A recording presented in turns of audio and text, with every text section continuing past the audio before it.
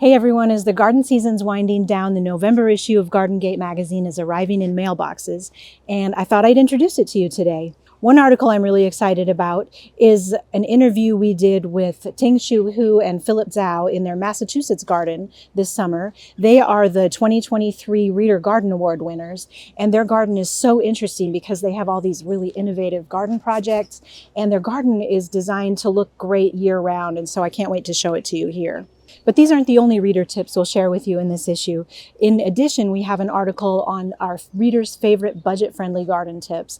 And maybe you can get some ideas for next year so you can spend your money on the things you really want to spend money on. In addition, we interviewed 4 professional garden designers from around the country, and they shared their favorite ways to make the most of a small space. We can all use some of these pro tips in our gardens this year, I think.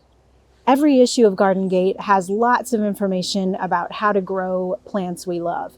And in this issue, we have a large story about clematis. Now, who doesn't want more clematis in their gardens? This space-saving vine can look good from spring through fall if you grow the right varieties. And Sherry will show you how to make that happen in her story.